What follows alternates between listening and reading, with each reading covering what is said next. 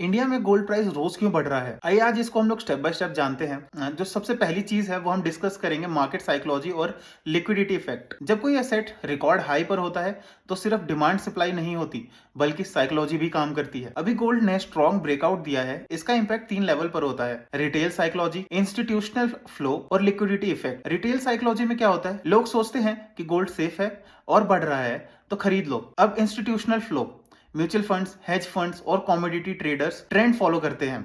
जब technical resistance break होता है ऑटोमेटिकली बाइंग आती है। अब लिक्विडिटी इफेक्ट, ग्लोबल मार्केट्स में लिक्विडिटी हाई हो तो मनी सप्लाई का कुछ हिस्सा गोल्ड में चला जाता है। ये सब मिलाकर एक मोमेंटम रैली क्रिएट करते हैं। इसलिए प्राइस सिर्फ एक इकोनॉमिक डाटा की वजह से नहीं, सेंटिमेंट की वजह से भी बढ़ता है। अब कुछ ग्लोबल अनसर्टेनिटीज हैं आजकल मार्केट में काम कर रही हैं, जैसे मान लीजिए जियोपॉलिटिकल कॉन्फ्लिक्ट्स हो गए, ट्रेड टेंशंस हो गई, हाई गवर्नमेंट डेब्ट्स हो गए, स्लो इकोनॉमिक ग्रोथ फियर्स हो गए। जब इन्वेस्टर्स को लगता है कि रिसेशन आ सकता है वो इक्विटीज से पैसा निकाल लेते हैं। गोल्ड हिस्टोरिकली क्राइसिस के टाइम में वैल्यू प्रिजर्व करता है, इसलिए गोल्ड को क्राइसिस हेज माना जाता है। इंडिया का gold price directly international trend से लिंक्ड है क्योंकि हम इंपोर्ट डिपेंडेंट हैं। इंटरनेशनल रैली होगी तो इंडिया में भी प्राइस बढ़ेगा। इंपोर्ट डिपेंडेंट का यहाँ पे ये मतलब है कि इंडिया में हम लोग इन हाउस इतना गोल्ड प्रोड्यूस नहीं कर रहे जितना हम लोग इंपोर्ट कर रहे हैं बिकॉज ऑफ और कंजप्शन। अब थर्ड पॉइंट हम लोग के पास है central bank buying which is creating a strategic demand. ये एक बहुत पावरफुल फैक्टर है। रिजर्व बैंक ऑफ इंडिया और दूसरे भी सेंट्रल बैंक्स अपने रिजर्व डाइवर्सिफाई कर रहे हैं। अब सेंट्रल बैंक्स गोल्ड क्यों खरीदते हैं?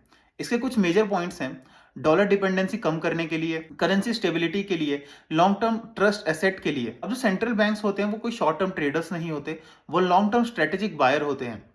जब सेंट्रल बैंक्स कंटिन्यूस बाइंग करते हैं तो मार्केट में परमानेंट डिमांड क्रिएट होती है। ये डिमांड प्राइस को सपोर्ट करती है इवन ड्यूरिंग करेक्शंस। अब फोर्थ पॉइंट जो हम लोग के पास है वो है रुपी वीकनेस। अब जो हमारे रुपी की वैल्यू होती है वो इंटरनेशनल मार्केट में यूएसडी में कैलकुलेट की जाती है। जैसे मान लीजिए अभी 92 रुपीज के आसपास चल रहा है 1 यूएसडी। जो इंडिया का गोल्ड प्राइस होता है वो डिसाइड होता है international gold price into USD INR के रेट से। अगर हम लोग का इंटरनेशनल प्राइस सेम है लेकिन रुपी 80 से 85 हो गया, जैसे हम लोग देख सकते हैं 85 से अभी 92 93 टच कर आया, तो इंडिया में जो गोल्ड है वो महंगा हो जाएगा। अब जो इंडिया का ट्रेड डेफिसिट है वो भी हाई रहता है, ऑयल इंपोर्ट भी हाई है। जब क्रूड ऑयल महंगा होता है रुपये पर प्रेशर आता है और रुपये अगर वीक होगा तो गोल्ड महंगा होगा। इसलिए gold price indirectly oil price और करंट अकाउंट डेफिसिट से भी लिंक्ड है। अब फिफ्थ पॉइंट है हम लोग के पास import dependency and trade deficit. India दुनिया के सबसे बड़े गोल्ड कंज्यूमर में से एक है लेकिन प्रोडक्शन ऑलमोस्ट निग्लिजिबल है। इसका इफेक्ट क्या है?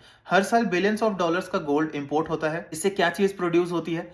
ट्रेड डेफिसिट बढ़ता है, डॉलर डिमांड बढ़ती है, रुपये पर प्रेशर पड़ता है। तो इसका क्या मतलब होगा? ज्यादा गोल्ड इंपोर्ट होगा तो रुपये कमजोर होगा और गोल्ड महंगा होगा। ये जो प्रोसेस है वो एक साइकिल क्रिएट कर देता है जो कि गोल्ड का प्राइस फ्लक्चुएट करता है इंडिया में। अब सिक्स्थ पॉइंट हम लोग डिस्कस करेंगे इंडियन टैक्स स्ट्रक्चर। इसमें हम लोग एक रियल प्राइस का ब्रेकडाउन करके देखते हैं वो कैसे होता है। जो गोल्ड का फाइनल रिटेल प्राइस का फॉर्मूला होता है वो होता है base international price plus currency conversion, import duty plus GST plus making charges plus GST on making charges. अब जो इंपोर्ट ड्यूटी होती है वो गवर्नमेंट गोल्ड पर कस्टम ड्यूटी की फॉर्म में लगाती है। इसका पर्पस क्या होता है? ट्रेड डेफिसिट कंट्रोल करना, एक्सेस गोल्ड डिमांड को रिड्यूस करना, रुपये को सपोर्ट करना।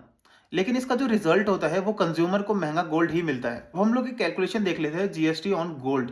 इंडिया में 3% जीएसटी लगता है गोल्ड वैल्यू पर, मेकिंग चार्जेस पर 5% जीएसटी लगता है। अब इसका एक एग्जांपल लेते हैं। अगर गोल्ड का बेस प्राइस 1 लाख है तो 3% उस पर जीएसटी लगेगा, मतलब 3000। मेकिंग चार्जेस लगेंगे उसमें मान लीजिए 10,000 के। जो हम लोग का जीएसटी ऑन मेकिंग चार्जेस बनेगा वो बनेगा 500 एज पर 5%। जो उसका टोटल प्राइस होगा वो सिग्निफिकेंटली इंक्रीज हो जाता है। जैसे कि मान लीजिए जो हम लोगों ने एग्जांपल लिया इसमें हो गया 1,13,500 के आसपास। अब नेक्स्ट चीज आती है कैपिटल गेन टैक्स। अगर इन्वेस्टमेंट के लिए खरीदा है तो शॉर्ट टर्म अगर 3 साल से कम है तो इनकम टैक्स स्लैब के हिसाब से टैक्स लगेगा।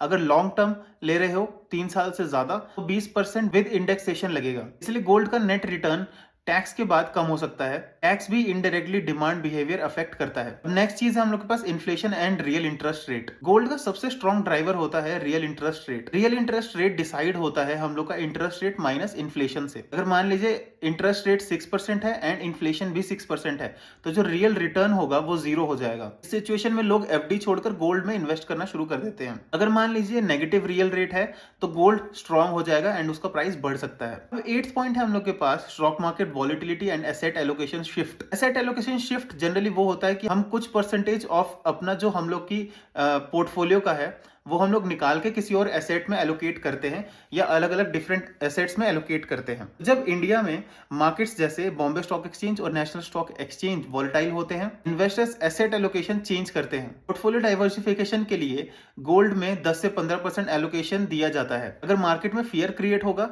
तो गोल्ड में जो कैश इनफ्लो है वो बढ़ेगा। उसका जो रिजल्ट होगा, गोल्ड के प्राइस फ्लक्चुएट होंगे या तो ऊपर या तो नीचे। जनरली अगर आप फियर के टाइम देखेंगे मार्केट में तो गोल्ड का प्राइस फ्लक्चुएट होकर ऊपर ही जाता है। गोल्ड का एक कल्चरल डिमांड भी है। जैसे इंडिया में शादी हो तो गोल्ड खरीदना है, फेस्टिवल हो तो गोल्ड खरीदना है। ये इमोशनल डिमांड प्राइस को फ्लोर प्रोवाइड करती है। जो कल्चरल डिमांड है इंडिया में वो भी एक काफी इंपॉर्टेंट रोल प्रोवाइड करती है हमारे इंडिया में गोल्ड के प्राइस को डिसाइड करने के लिए। तो इंडिया में गोल्ड प्राइस बढ़ने के रीजंस इंटरकनेक्टेड हैं। जैसे ग्लोबल फियर्स, जैसे कि सेंट्रल बैंक बाइंग हो रही है, rupee weakness, heavy imports, high inflation, tax structure, cultural demand, market volatility. तो सबसे इंपॉर्टेंट, इंडिया का गोल्ड प्राइस एक इंपोर्टेड एसेट का प्राइस है, बिकॉज हम लोग इन होम इसको प्रोड्यूस नहीं कर रहे, हम बाहर से इसको इंपोर्ट कर रहे हैं। इसलिए जब तक रुपी स्टेबल नहीं होता और ग्लोबल अनसर्टेनिटी हाई रहती है, गोल्ड को सपोर्ट मिलता रहेगा। शॉर्ट टर्म करेक्शन पॉसिबल है, बट जो लॉन्ग टर्म ट्रेंड है वो मैक्रो फैक्टर्स पर डिपेंड करेगा। आज की वीडियो के लिए बस इतना ही। आई होप कि आपको वीडियो पसंद आई होगी।